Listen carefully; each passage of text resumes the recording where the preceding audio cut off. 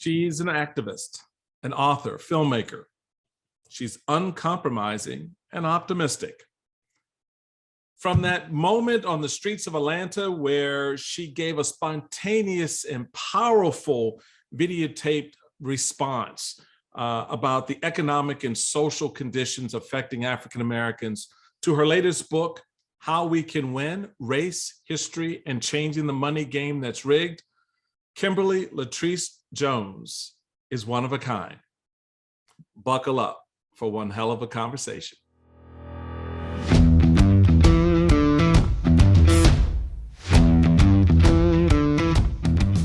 Hey everybody, welcome to the Michael Steele podcast. I'm Michael Steele, and yeah, I'm talking with my girl. I was struck by her when I saw the video in which she laid out very clearly the narrative of the Black experience. And Kimberly Jones, she is here with us. I'm so happy to have you. Welcome.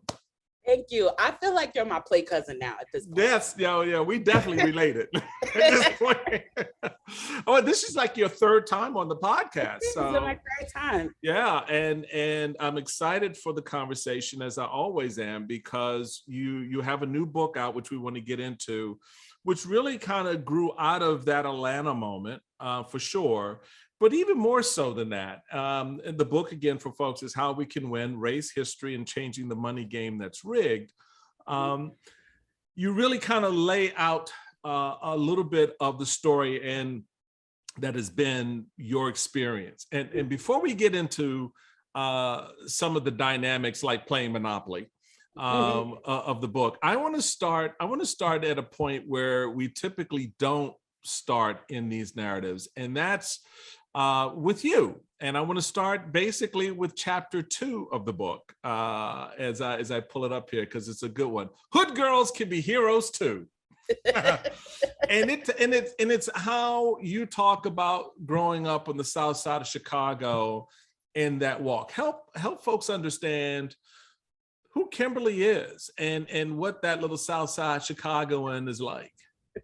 Well, you know, it's funny because I grew up in a really interesting neighborhood. I grew up in a neighborhood called Roseland, which is on the South Side of Chicago. And the part that I lived in, which is a small area within Roseland called Pullman, was like working class Black families. Mm-hmm. And so we were this little like cove of, 2-parent homes, parents who had corporate jobs, cops, nurses, teachers, that kind of people. We had great influences around us. In our neighborhood was an old train stop that used to be a train stop for the Pullman porters. Wow. Where they used to stay. Yeah. And there is there's like a little memorial and museum to them in there. So we grew up, seeing Black excellence. We're the kind of neighborhood where we didn't know we didn't have money until we got older. We didn't know we were poor. That was my walk. I've been walking because my mama used to dress me in like really good clothes when I was a kid, right? So I never understood what the bottom line was every week. Exactly. I thought we were the Cosbys. I thought my parents were rich. You know what I mean? And so, and that's because my parents were very smart about the way that they handled things and what they invested in and what they invested in their children. The issue is we were trapped in all the way around in 3 of the directions, except for one, by very, very, very poor neighborhoods that were heavily stricken with gang violence. Right. We're talking the really thick action of, I was born in the 70s, and so I was a kid growing up in the 80s. And we're talking about very, very heavy activity in the birth of the crack cocaine epidemic, not only sales, but gang territory deaths, people becoming addicted. Right. Unfortunately, one of my older brothers became addicted to crack cocaine because it was at a time where people didn't know what it was. And it was this new cool drug. And we didn't have the people to look at on the streets to say, this is what it's going to look like. People were becoming in that zombified state, if you will. And so even though we lived in our safe little code, we couldn't go in any direction without being affected. Me personally, I went to 3 high schools. The second high school I went to, I had to walk into one of those stretches of the community. And because I was living in the Pullman area and I had, nice shoes and stuff like that, it made me a target. So I had to learn, I had a really violent I had like a really violent high school experience while I was going there because the culture was to fight. And so girls would jump me and beat me up to try to take my stuff. And I learned very on how to like handle myself and use my hands. And so it was even though I had this safe haven of my house, I was surrounded by things that I personally don't think kids should have to experience. I witnessed my first murder when I was 15. Yeah. When I was 15 years old. But my mother Lula was so dead set on us not becoming that, that any resource my mother could find, any after school program. I mean, we used to laugh and call my mother the sign up queen. If you said we're teaching kids how to train tap dance and gorillas, my mother would be like, my kids want to train the gorillas. They want to train too. Sign up with this lady so you could train these gorillas. You know what I mean? Like, well, but that is the calling card of the Black mama. Of the Black mothers, going back to the days of slavery. That has always been the calling card is, oh no, you're going to do better. You're going to be better. Even in the worst situation and conditions, that has been the mainstay of the Black family, which is, again, we're a matriarchal system in our community for a lot of historic reasons. And thank God for it, because at least there, even under those circumstances, you have that foundation. You note in the chapter really early on, quote, by high school, I became problematic. I was a rabble rouser as a teenager, but as an adult, I think maybe I was just sensitive about being in spaces where I wasn't welcome. Yeah. You note going through the various high schools that experience. But is that rabble-rousing nature of yours as a young person, as a high schooler, that actually was manifested on that street in Atlanta when you in that viral video moment, you screamed at the world a very, very important truth, that I think that a lot of folks really didn't understand that, as Black people, y'all damn lucky. We're not looking for revenge right now. We're just looking for equality, equity. We just want to work in this system, whatever it is, on our terms. Right. And so that nature of yours that you identify at a very young age really didn't go away, and it hasn't gone away. And that's what this book is really about. No, I don't think that goes away once it's implanted in you. And, I have, again, amazing people in my life who, even as a young girl, and I talk about a lot of these people in the book, who encourage that. Right. I was never told to quiet down. I was never told that I was too big. I was never told any of that. When my mother realized that I was the big mouth of her kids, her answer to that was to go put me in the Ebony Theater Association and take acting classes. Because she was like, let's channel this then, if this is what this child is going to do. And we're going to make you work. It's like it's like my dad said, oh, you 6 feet, you're gonna go play in the NBA. So we get you started on basketball now. I'm like, but Dad, I can't play basketball. He's like, we'll see how it turns out. That's how my mother was. Like, she found spaces where I could be loud and boisterous. And I was surrounded by people who also encouraged that. I'll never forget, my uncle was in the famous, my dad's brother was in the famous 761st Tank Battalion of World War II. And I remember my senior year of high school, a lot of the remaining members lived in Chicago. And so I invited my uncle and his friends, because they had since formed an organization similar to how the Tuskegee Airmen were. They formed an organization and they paid for scholarships for the 761st and stuff like that. All successful men. And I remember they came to the school and they were such big personalities, these men, and they were so boisterous, and people asked them questions and they gave these really strong answers.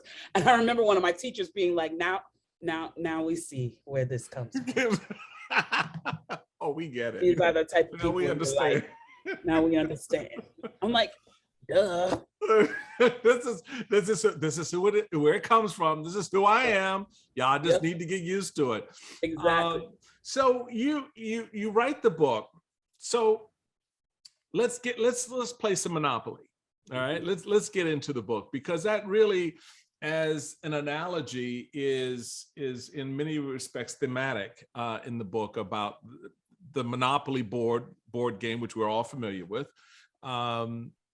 Really boils down to a couple of things, not only about ownership, getting as much property as you can, et cetera, and amassing wealth, but how you play the game. And so walk us through your thinking in using that as sort of the launch point for this book. You open it up, with the idea that wealth is built through home ownership and equity, and if you don't have access to either, you're not in the game. Yeah. Take it from there.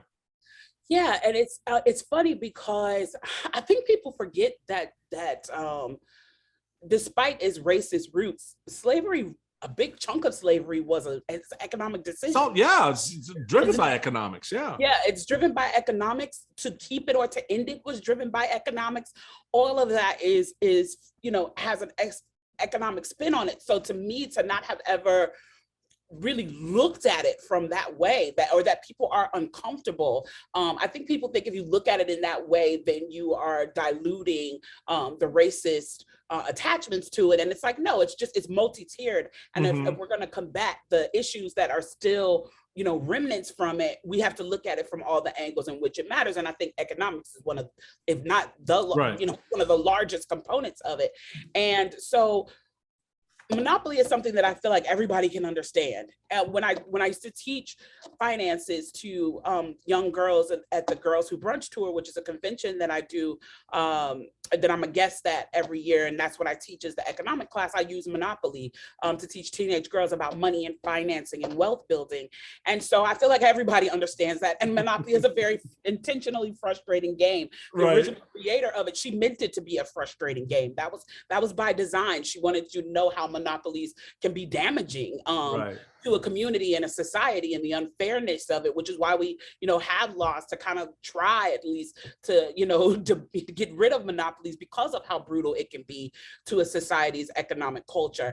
And so when you think about it in the terms of monopoly, if you think about over nearly 300 years, which is what, enslaved people lived through, playing, not only not being able to play, I think it's an underestimation to say not being able to play, but playing on behalf of the person that you're playing against. Right. Like you are playing on behalf, you are building wealth when you're picking the cotton, pulling the tobacco, all of that, you are playing on behalf of your oppressor and helping them to build generational wealth. And even when you look at companies like Brooks Brothers, they made all their original money dressing slaves, and now this is a company that all these years later is still thriving, and their root is based in during times of enslaved people.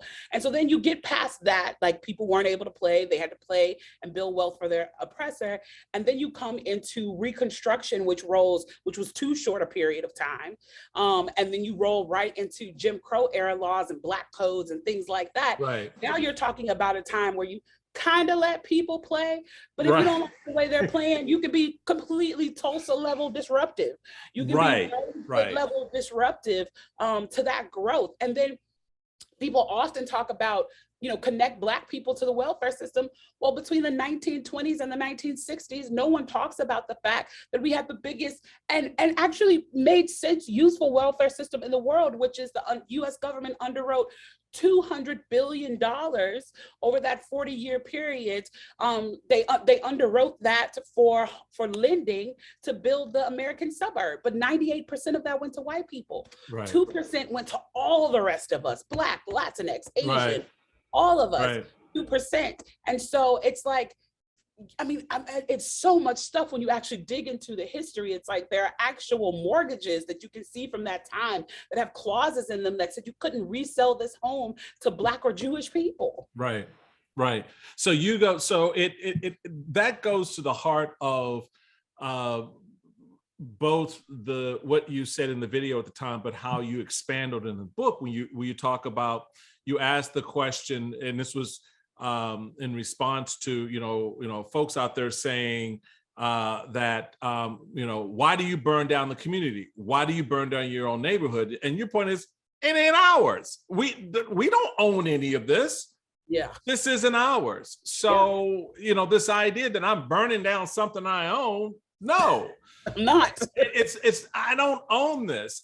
We don't own anything. And it goes to the core of the question around what I like to call legacy wealth, generational wealth. The Rockefellers and others get to create this, but for some reason, after 400 years here on this soil, it is still an issue for Black people, now an issue for brown people, Asians and others, for all communities of color collectively. And it really goes to what you're saying about how the system is set up. How do you deconstruct that? How do you begin to take ownership of the ish we build? Mm-hmm. I think step one is education, which is why I wrote this book. Step one is education, because it's really hard to nurture empathy in people in this fight if they don't know the full gamut of what happened. If all we could see people talk about the miseducation of the Black child. I talk about the miseducation of the American child. Mm-hmm. The fact that our school system only teaches them that slavery happened, and then we went through civil rights, and then everybody was happy and the playing field was even. You know what I mean? Good.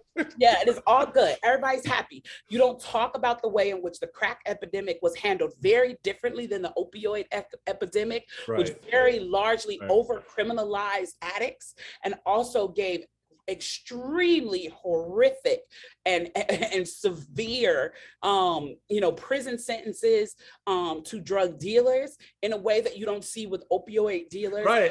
And I think that's important to put a pin in that, because I mean, you look at, the idea that, the crack addict, not just the crack addict, but the cocaine versus the crack addict back in the day, right? Yeah. So now you layer on top of it the opioid situation. Everybody's like, oh, we've got to understand what's happening, and this is a blight on suburban America. I'm like, okay, that's like, okay, it's a blight. Okay, moving on.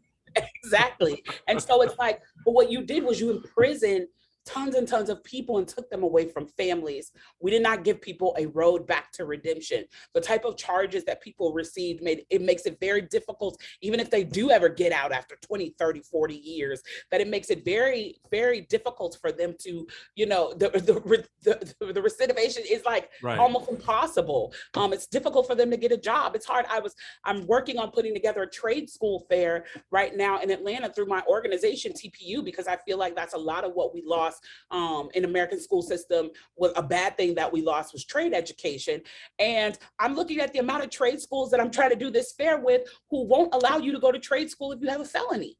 So it's like, if I have a felony, I can't become an electrician or a plumber or a mechanic or an HVAC guy, which is the type of job that could earn me the kind of living that would not allow me to go back into a criminal lifestyle. Right. But instead, I'm going to be relegated as a grown person, as a 50-year-old or 40-year-old person to working at McDonald's. Well, I'm not going to be able to maintain a family. I'm not going to be able to buy a home. And so I'm going to be more apt to go back to a criminal lifestyle than I could if I could become a plumber. And plumbers are making $60,000, $70,000 a year and being successful.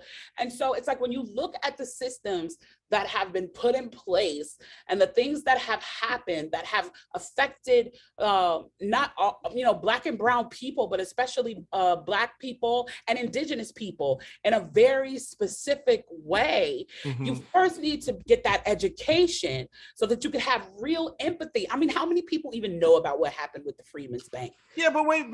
So this is an important part of the conversation. So if you're starting, if you're saying that the way we begin to break down this monopoly, and make it so that we can all play it, it starts with education, right? Yes. And you're saying, just a quick recap, it's not just saying or teaching, oh, once there was slavery, then there was civil rights, now we okay. Okay. Now we okay. All right. So that ain't enough. But wait a minute. critical race theory in the 6th grade. They teaching my little white child about something that is undermining what it means to be an American. Oh my God, my child is going to be taught to hate herself. My child is going to be taught to be afraid of himself. So when Black people advocate for the education of America around things that are important to Black people, because shit, we lived the experience. We were the slaves. Yeah. We were redlined in our communities. There was Jim Crow against us. We don't own crap in this community. Yeah. When we want to teach that as part of our truth and our narrative, all of a sudden white folks in suburban America go, oh my God, they're telling my kids to hate themselves. So how do you begin with education when you've got people from Virginia to New York to California to Florida screaming that, well, oh, you can't tell my child that. And now we can't even teach slavery anymore. Yeah. You got the governor of Virginia and others out here talking about, well, we're putting down mandates that you cannot teach Black kids. Oh, so we got to teach it the way white people accept it? Yeah. And that there, my friend, is the biggest issue, is that we still don't recognize, and these people who are saying these things still don't recognize that they identify Americana as being exclusively white. Yeah. All right, that's the monopoly game. That's the game. It's like, yeah, you get to play, but we already own all this shit on the board. We already own it. I got Boardwalk. I even got the little purple ones don't nobody want. I got them all. So that little stretch over there, you go, damn, it's only worth $50. Exactly. They even got the $50 stretch. And it's like, and because I tell people that, and I get a lot of comments, especially on Twitter, which is a cesspool. I get a whole lot of comments on there where people are like, oh, you're talking about you don't own anything. I've looked up your net worth online, and you are not oppressed. You have a couple pennies to one together. I said, what you don't understand that I'm saying is that as a Black person, yes, I own a t-shirt line. Who owns the cotton? Who owns the process plant? Thank you. Who do I have to cut the deal with that? Wait, who do I have to cut the deal with so your ass can wear the t-shirt? And right now, somebody said, no, you can only work with Black businesses. I couldn't even get the shirt cut. That was the core of my tenure as Lieutenant Governor of Maryland. When I tried to reform our minority business enterprise, that's what it was for me. It was about Black ownership. It was about, and let's be honest, Kimberly, we ain't good with each other about that, because when the chicken joint was Black owned in our neighborhood, nobody went there. Yep. When it became owned by someone else, all of a sudden it's the best chicken in the neighborhood. And they were like, I didn't know they could fry chicken that good. I'm exactly. Like, don't get me started. So we haven't been our own best. And that's one of the things. Right. And here's one of the things that gets really hard. It gets really, really hard. And I talk to a lot of my friends about this, is there needs to be a dual conversation happening, right? We need to, as Black people, both be addressing the things that happen to us from the outside that we need to fix, but we also have all of these in-house conversations we have to address what happens to us and what we do to us. Exactly. And it doesn't matter if it's the result of what happened to us. Right. It is just time now for us to fix it, which is why in one of the sections of the book is my 9 priorities for a balanced life. It's self-improvement.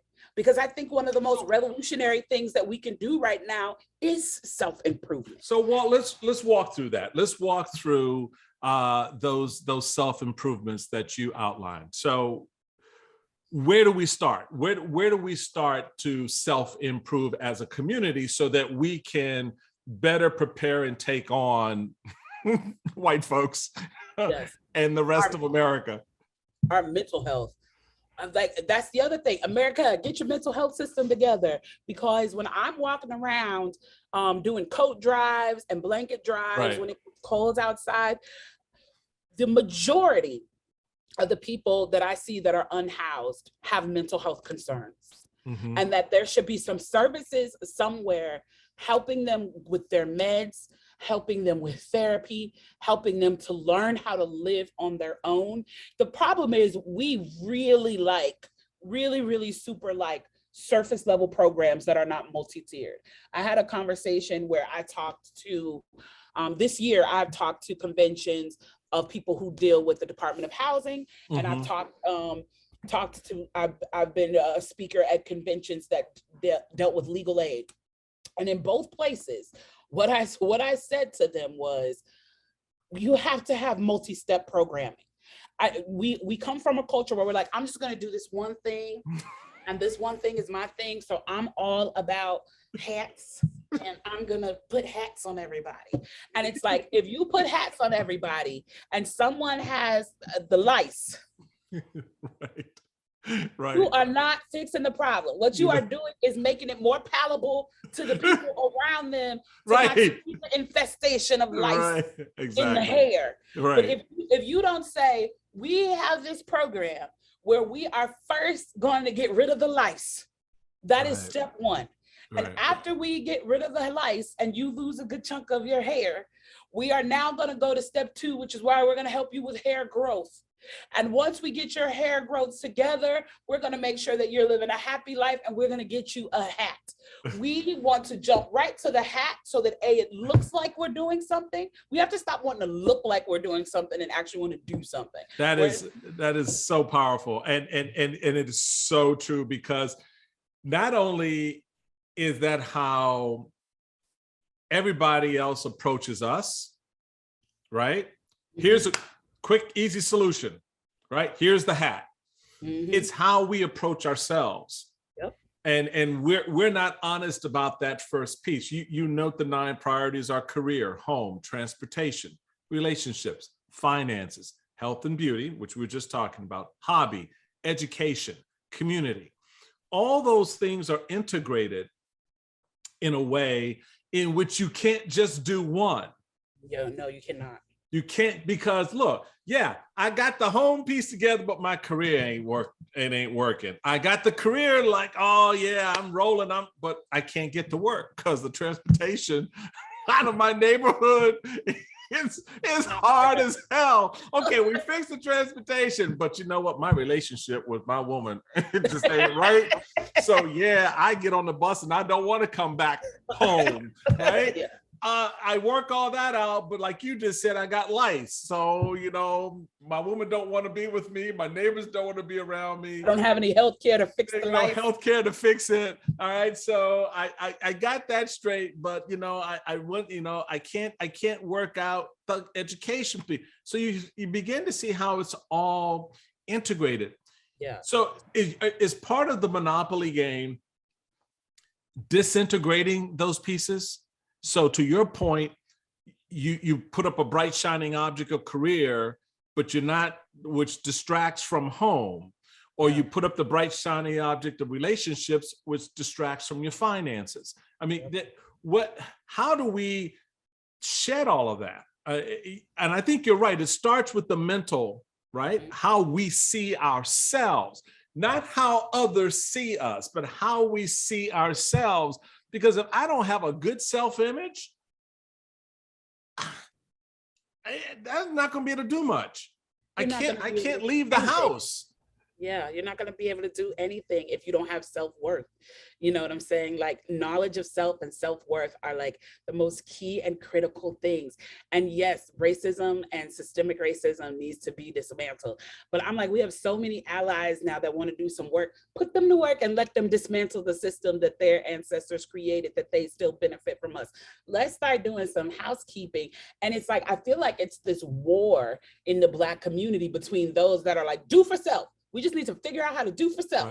Right. And then those that are like, no, they need to take accountability and do some repair on things that they did. And I don't think that the conversations are mutually exclusive. I think both things have to happen simultaneously. We have to put the guns down that we turn on each other.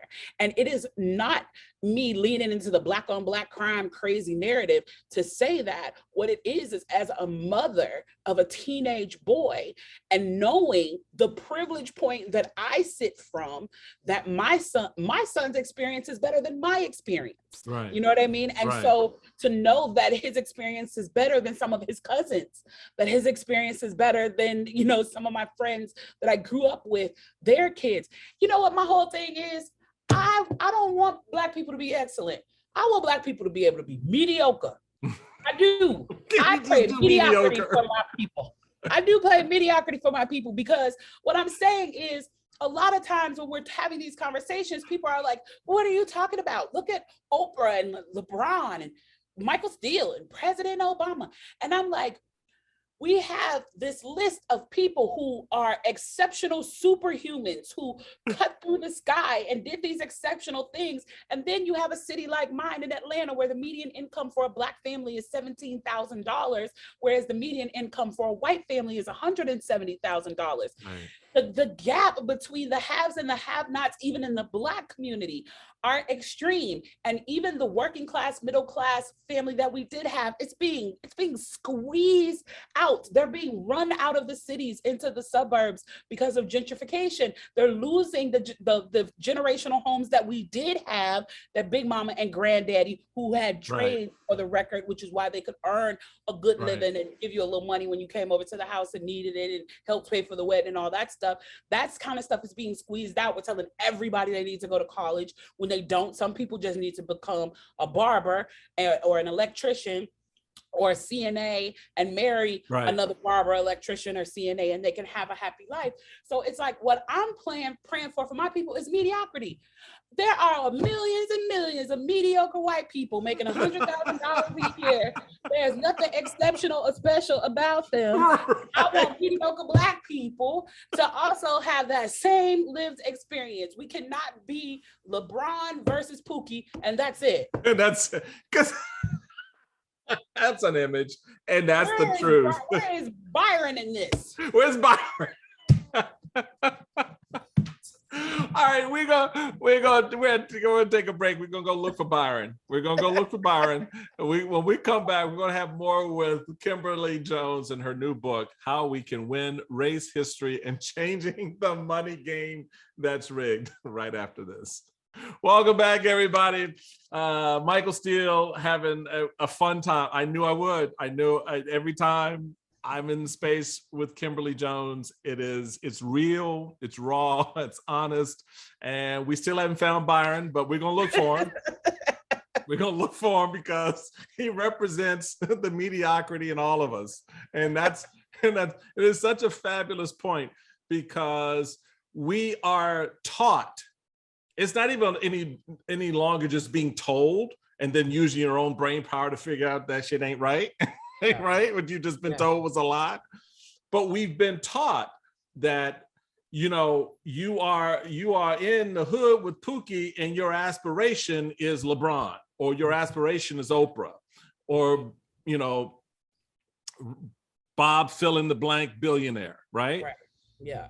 When in fact, your aspiration is probably your grandmama and your granddaddy, who, like you said, you know, had themselves a little trade, had a little business, had a little something going on, providing for the family. They were the rock. The home that you went to visit every weekend at grandma's house was bought by grandmama and grandpapa, working the jobs that they were working.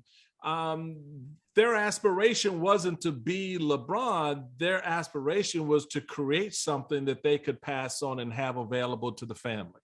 Exactly.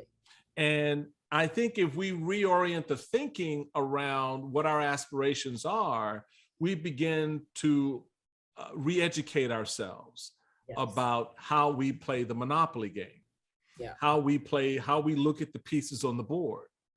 Because now I don't have to live at Park Place to own anything on the board. Exactly. You know, I can find that little $50 property. I can probably get a little piece of that railroad. I can own a little bit of that community chest or whatever, and build my space where I am. why is that so hard for us to do and to grasp and to really act on? Yeah, and we talk about it in theory, right? But we don't really like, first, everyone loves to talk about Black Wall Street and Tulsa, right? Right. Tulsa and Black Wall Street was not full of LeBrons. It was No, full it of wasn't. Byrons. It's full of Byrons. It was full of Byrons. It is just the collective of Byron looks like LeBron. And that's what we have to remember. And it scared the hell out of white folks. So much Yes. so they burned it down. Burned it down. And so it's like, that's what you have to do. Like, okay, yeah, we can be LeBron, but I don't have to be LeBron. I can be Byron. And if I get with 100 other Byrons, we're looking LeBron-like, because we're over here in our little cove, living our best life, taking care of ourselves. And like you said, I own my home. I own 3 or 4 vending machines over at the college. And I invested in my cousin's barber college. Right. And because of that, we have family legacy in the sense that I have a home that I can leave to my children. My children can graduate from college or graduate from trade school, graduate from high school, and come cut hair at the family barbershop, or I can hire them to service the vending machines, and we can continue this legacy of work. No, we're not. Everyone keeps saying, entrepreneurship is the way. Well, we're not all going to be entrepreneurs. Some of us got to go work at the businesses that some of the folks start. But it's also like, but you know what? Legacy is family.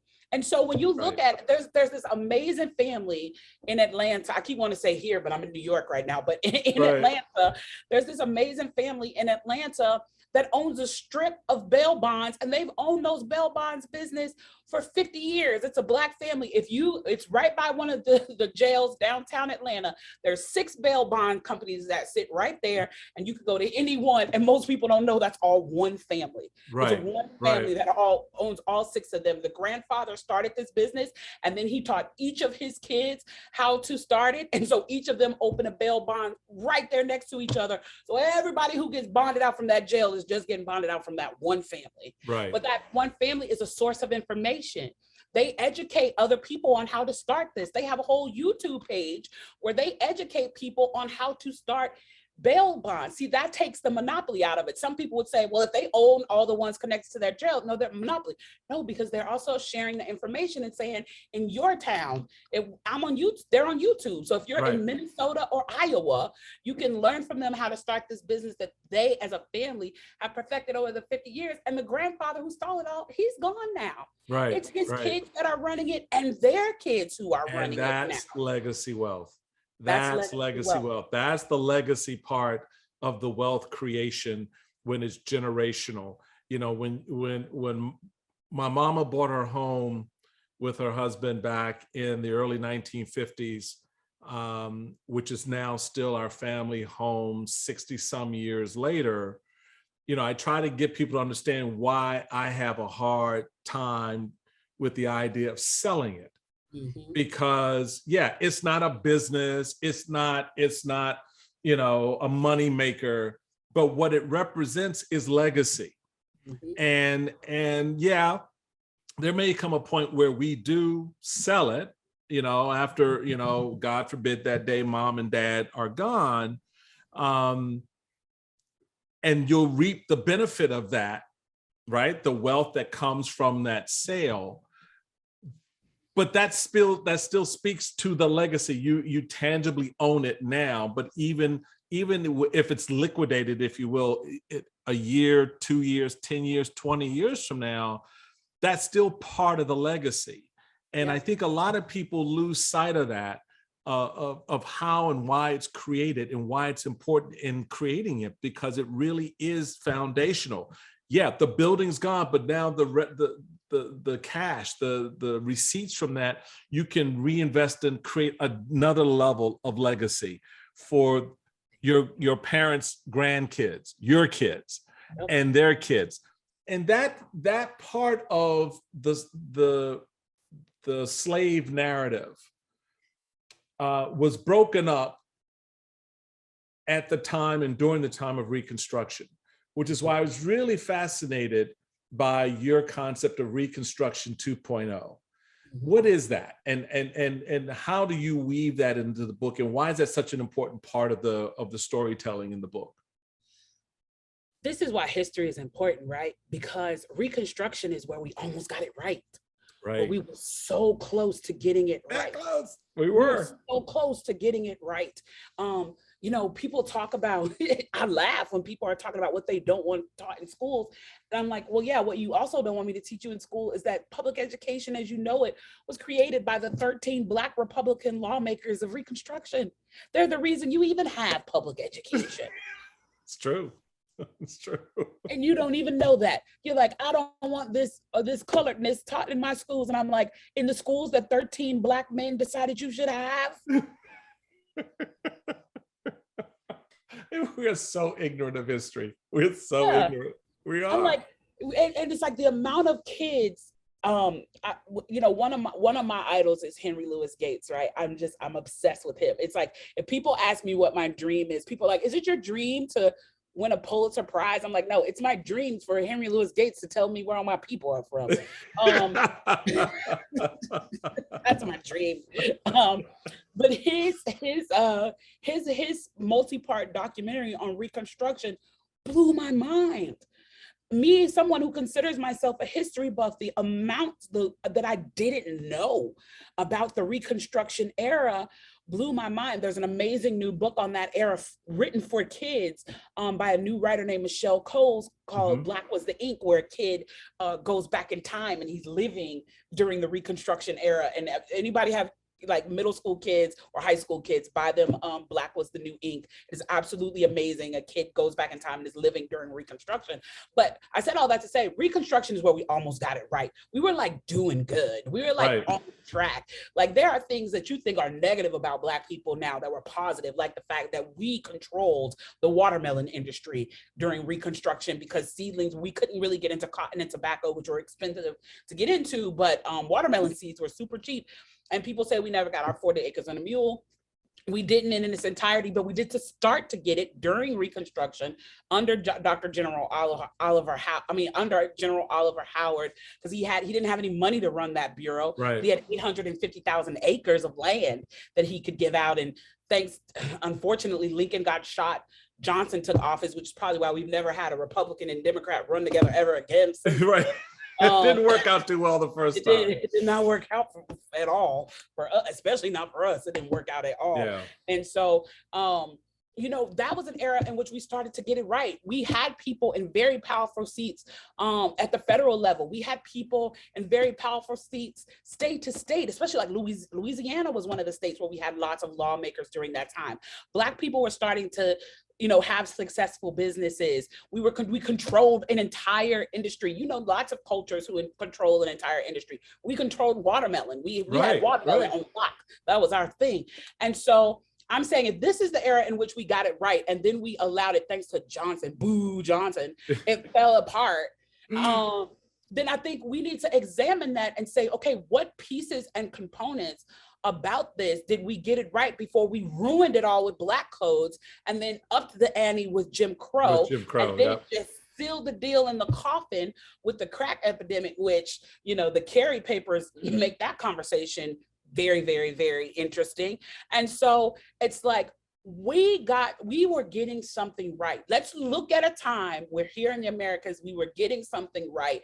And let's steal the best bits from it, as the British would say, let's steal the best bits from that.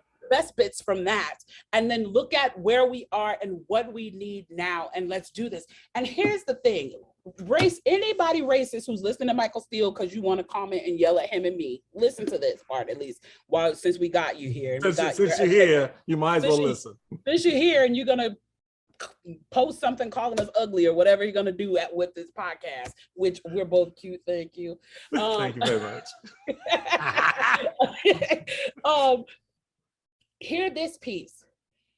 It does not benefit you for any of your fellow citizens to be in dire straits, because a starving man will do what he needs to do to stop starving. Yeah. A hurting man will do what he needs to do to stop hurting. A dying man will do what he needs to do to stop dying. It only benefits us all, for us all to get to a healthier, happier America for everyone. And then we can all go back to the happy times that you guys know of in the 1950s, which was not so happy for us when everybody saw. That was the reason I had an issue with Make America Great Again. I'm like, what again are you talking about? All right, right. And can I clue folks into a secret?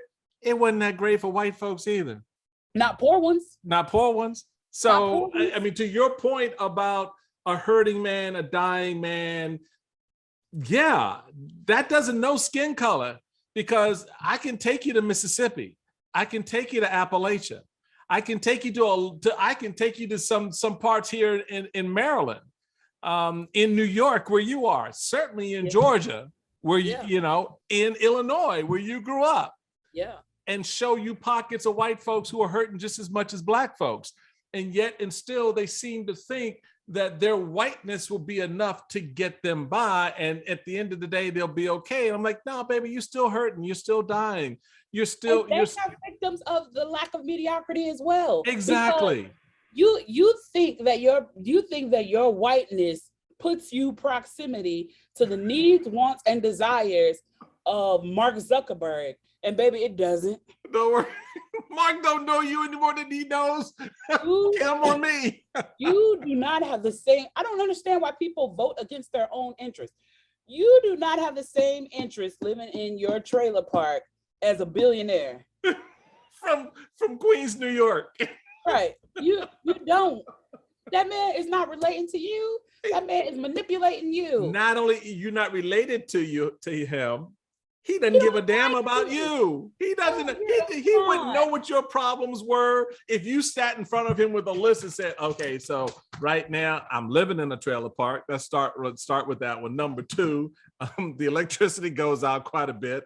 3 of my kids got no jobs. I mean, go through the list. That's life in America for a lot of people. So the difference, what's the difference between living in a trailer park and living in the projects? Let me tell you something. You both gonna get the same charges. One is higher than the other. Yeah, you're gonna get the same charges for that crack and that mess. Let me tell you that. That's right. And because the reason people care about opioids is because it's in the suburbs. It's suburbs. That's right. That same sympathy in the heart of an angel music playing in the background that they play for the opioids, they ain't playing that for meth. Nope, not playing it at all. They ain't playing that for crack.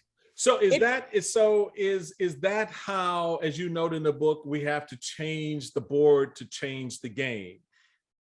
Is that change begin in your idea of this Reconstruction 2.0, and that of course, euphemistically and maybe more directly touch on reparations, this idea of reparations. And reparations for me, I've always kind of repelled at the monetary side of it, because I know white folks ain't going to give up on the cash. I got that. All right. No one, they'll strike a check. They'll stroke a check to the Chinese, and they'll stroke a check to this group, but they ain't striking a check to black folks. Okay. So we kind of understand that. So reparations has, though, another aspect of it in terms of how we repair, how we make whole again. That touches on a lot of the institutional systems that you've talked about. The reparations piece, as you know, is a different piece. How does that all connect? Is that the Reconstruction, the board change, et cetera? Yeah, I think that is the reset. I think that is the reset that we need. And like you said, if they were going to cut a check, that check would have been cut already. Yeah. I don't know if I'm going to see a check get cut in my life. Right. Would I love to? I would love to. So what I think is we look at the systems. We look at the systems that have negatively impacted Black people, and we do a thorough examination of what that looks like. And that we don't do it performatively to say, okay, we did the report, that's closed now. Right. It's like, no, we do that. And then we look at legislation, and some of these Black folks who are the abnormality, we need to borrow a couple of dollars from all of y'all collectively so we can get ourselves some lobbyists together Right. and go ahead and get some legislation passed that actually impacts this community. The thing is, we have so many laws on the book. Well, you know this about me. You know I'm not a fan of a whole. We don't need no more government. Nothing. We got too much. We need to. That's the problem. Government is bloated. We need to get rid of a lot of it and gut a lot of it, and a lot of it need to go. And we need to reallocate these funds. People don't realize politicians are really accountants. They're managing budget all the time, and they have too much money in too many of the wrong places. They need to let me come over there and get a handle on this stuff thing. But I think, but there's value to your point of putting money where on the street where you need it, so to speak. Exactly. In other words, I don't need it in this building, that's on somebody's computer behind a desk. No. I need it to be on the street, which is why I always valued community centers and the fact that they're no longer there. Valued, a lot of the models that enhanced the opportunities for policing, for example, because the police walked the neighborhoods, they were in the community centers, they knew the kids. So they knew that brother over there was a problem, but this brother over here wasn't. So there was no confusion when they would encounter these two kids as to how they approach one versus how they approach the other. Right now, just as a sidebar, everybody's approached the same way. You're Black, you're dangerous, right? Yeah. Yep. So it really speaks to an important piece, going back to what you said about education, wrapping it into how we spend in these areas and what we spend on, that we don't seem to be prioritizing it the right way. And we are bloating up these institutions. Let's just throw more money into this bucket, which has a hole in it. Yep. And that's 80% of money is going to salaries. Right. And so that's when you're looking at Reconstruction, how do we rebuild? How do we make it better for where we are right now? You can't do it the old way. And you certainly can't play the board game, Monopoly, the way it's already been set up. You're going to have to change the way you do that. You do. And I love history. And I love that there were times and stuff in which we got stuff right. I love that there were systems that used to be in place that we took them out. That I'm like, why would we take that out? That was working. Who did that? What? I want to know the name of the idiot who took that out, And it's like, everybody knows I'm big on trade school. My organization is working very heavily right now to do a trade school fair, to create trade school scholarships, to get kids on track with trade schools. We're doing a program with the mayor called The Root, which is going to have an integration into trade education and things like that. But it's like, why did we take trade education out of high school? You used to be able to graduate high school with a cosmetology license, a barber's license, a carpentry certificate. You know what I mean? And it's like, if you fell on hard times, you still can go cut some hair. You make good money cutting hair. Right. It's for me though. It's how, and what I really find important about what you've written and the inspiration from it is you are looking at this whole thing differently. It's not like you don't recognize the board game that we're on, that we're actually playing this Monopoly game. And a lot of people don't recognize that. They just, they're playing something different, but you seem to recognize what it is we have in front of us. And what you're setting out are, again, the value sets that you lay out as part of your 9 priorities, the realities that you lay out. We don't own it. So let's just start with that reality, and the tools that you're going to need, whether it's education and trade schools, whether it is reinvestment in the community through businesses that are born up and utilized by the community for the community. And I think that's an important takeaway at the end of the day, is how we begin to reorient ourselves as we begin to move into, finish up the first quarter of this century and get ready for the rest of it. How Black people position themselves vis-a-vis, yeah, white folks in the system, but even amongst ourselves, how we kind of come at this narrative. And I think that's an important aspect of what you try to set out and effectively do in the book. Yeah. Yeah. And it's just like at the end of the day, like I always jokingly say this, like people like for leadership to be like sad or dead, to feel like it has validity. And I'm like, I have no desire to be sad or dead. Well, I'm going to get dead someday because that's what it is. But like, that's what it is, right? Yeah, no time soon, hopefully. And, you know, and I also don't want to be sad. Like, this is not from a perspective. And that's why the video was called How Can We Win? Because I was in a state of sadness and frustration. Right. But the book is called How We Can Win, because I am hopeful. Because without hope, what are we all doing this for? If I believe nothing can change or if nothing can happen, then I might as well just watch Netflix all day and call it a night. And be done with it all and collect my residual checks from my books and eat ice cream. Right, and call it a day. But you say, and it's important because you end the story, at least this part of it, with hope looks like the future, and I think that's an important part of this, and it actually, in many respects, Kimberly, speaks to, as we were talking about, you know, the Black mama and what she would do to hold that family together and to keep it going generation after generation through tough times and rough times. A lot of it was her resilience and her desire to provide something better for her kids, despite her circumstances. Yeah. But there's also that for her, hope was the future. I know I saw that in my mama, and I know that's something that my mama taught me. Look, when I grew up in DC, there were parts of town mama couldn't take me to. Yeah. and this was in the 1960s. I'm sorry, couldn't go to that park, you know? Yeah. Still for white only signs in certain neighborhoods and shopping areas in DC as late as the mid 60s. But the realities for us weren't just the external truths that were put out there by a community that didn't want us there. Mm-hmm. All right. Yeah. The reality was also that our mamas and our daddies, our grandmamas and our granddaddies had hope for our future. They did.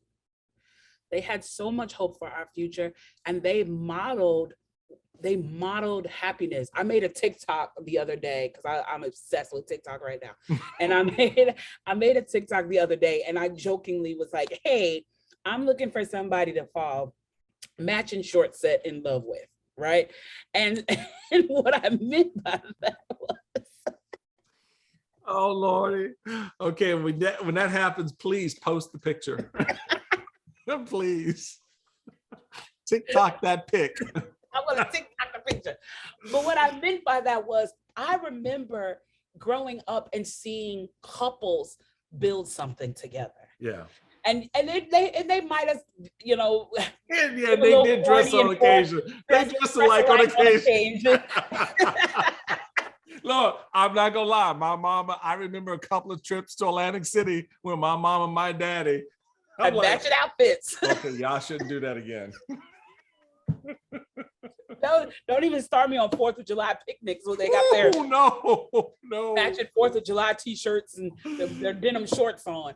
But, you know, and what I mean by that is, as a collective, as a community, we have to start modeling Black joy, Black togetherness, you know, Black success for our kids in order for them to see it, know it, and be it.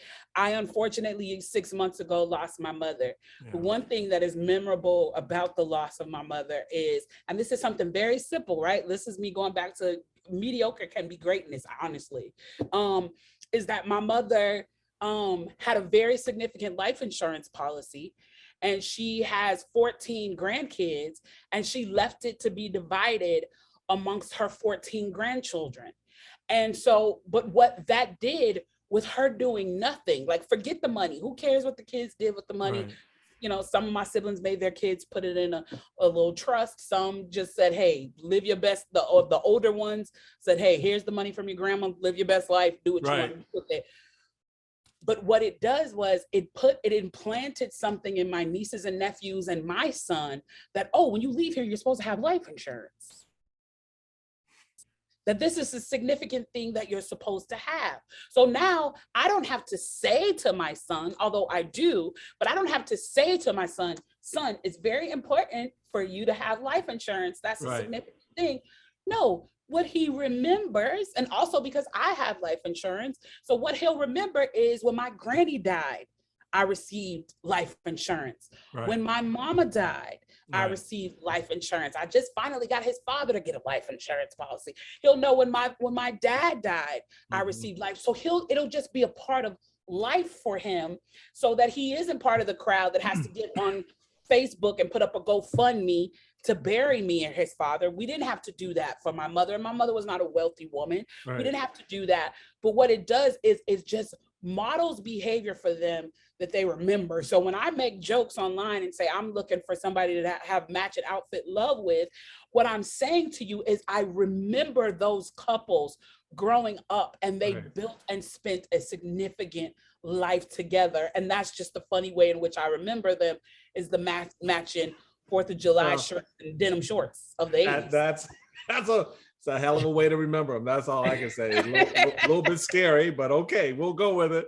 No, but you make a good point. And we all, and for your cousins and family members, your mama's grandbabies,